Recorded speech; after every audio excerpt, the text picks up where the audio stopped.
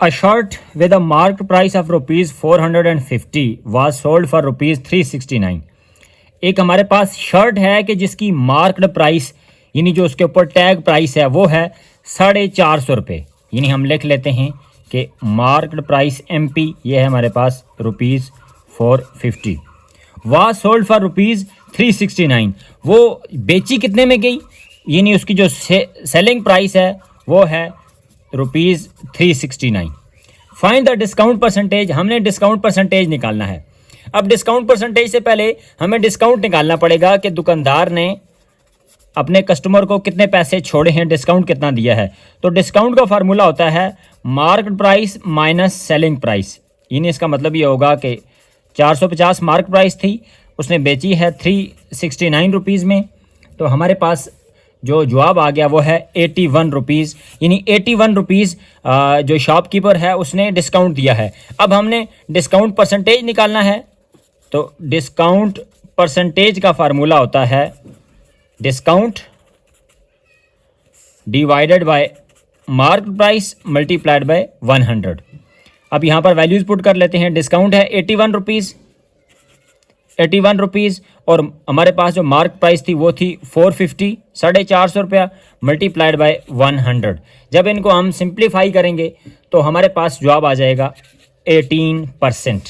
यानी अगर शर्ट 450 रुपये की मार्क प्राइस है, 369 रुपये में बेची जाए तो डिस्काउंट उसने दिया है 81 रुपये, जो कि बनता है 18%।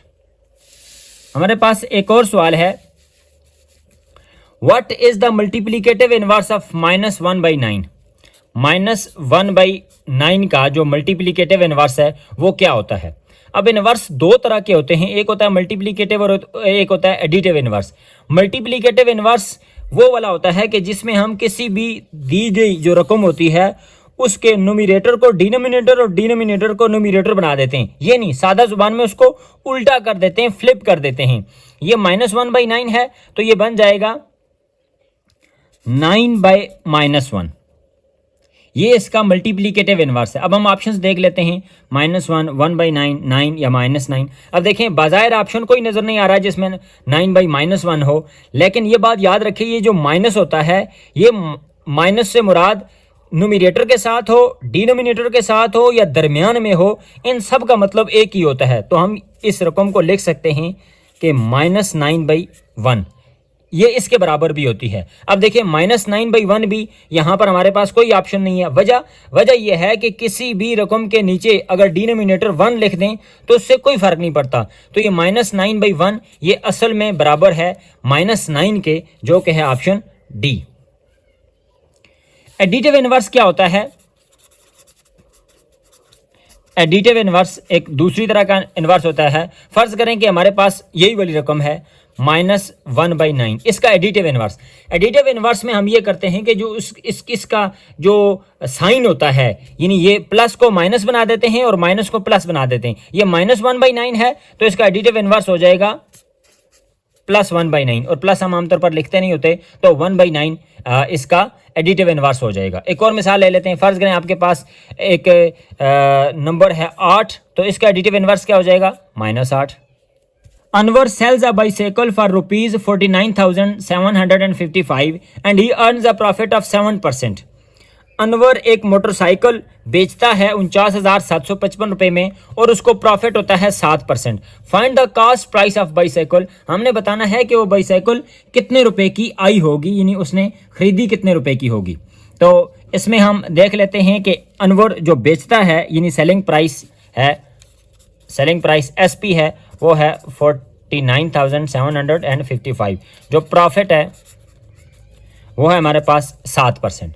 अब देखें, अब हमने क्या निकालना है? कास्ट प्राइस हमने मालूम करनी है। अब यहाँ पर हम इसको प्रोपोर्शन के तरीके में देख लेते हैं। Cost price proportion, selling price, selling price. अब देखें, पहले इस प्रॉफिट को समझते हैं हम कि ये क्या है।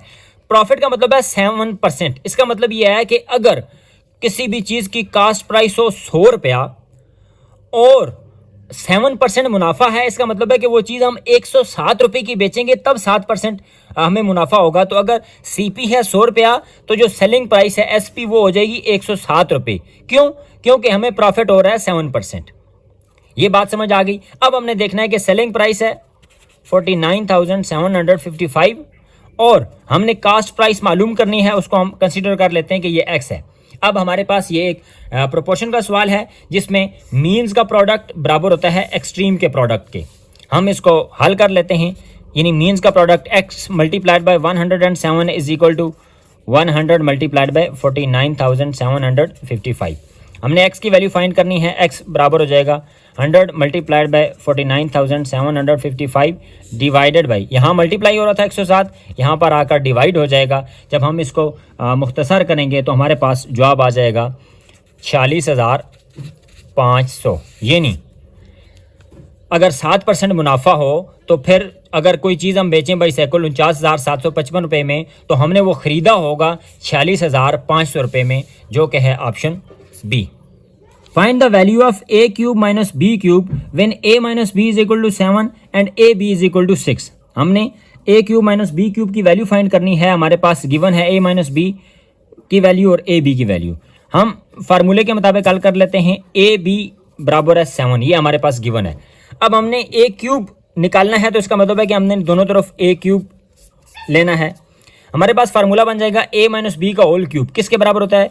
a cube minus B cube minus 3ab into a minus B. ये हमारे पास फार्मूला हमने ओपन कर लिया, एक्सपेंड कर लिया।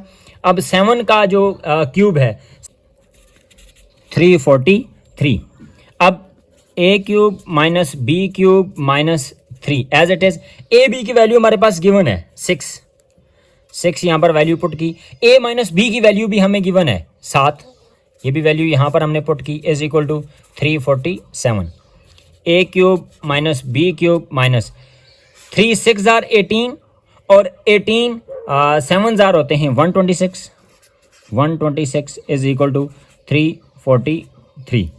अब हमने चूंकि मालूम करनी है a cube minus B cube की वैल्यू, ये जो माइनस 126 है ये एक्स्ट्रा है, इसको हम बराबर के दूसरी तरफ ले जाते हैं तो 343, ये माइनस 126 जब लेफ्ट से राइट की तरफ जाएगा तो प्लस 126 हो जाएगा। तो हमारे पास जवाब आ जाएगा a cube minus B cube will be equal to 343 plus 126 is equal to 469। हमारे पास जवाब आ जाएगा जो कि है option D. The cost of a bag is 3 times the cost of a geometry box. एक ज्योमेट्री बॉक्स की कीमत से 3 गुना है बैग की कीमत।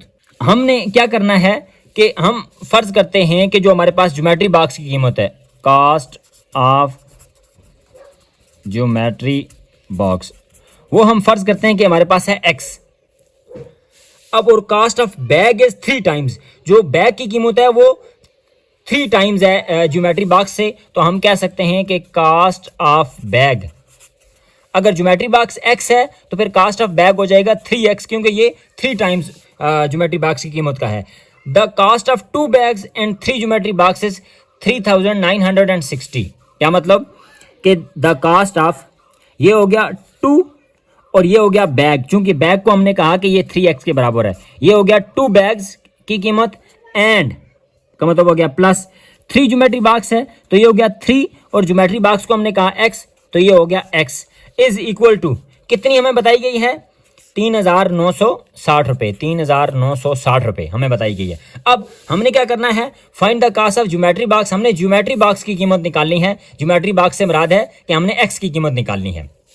इक्वेशन हमारे पास लीनियर इक्वेशन है विद 1 वेरिएबल, इसको सॉल्व कर लेते हैं। 2 3 जार 6x plus 3x is equal to 3,960। 3x और 6x 9x बराबर है 3960 और x की कीमत हो जाएगी 3960। यहाँ 9 मल्टीप्लाई हो रहा था, यहाँ पर आकर डिवाइड हो जाएगा तो x की वैल्यू हमारे पास आ जाएगी ₹440, जो कि है हमारे पास ऑप्शन सी।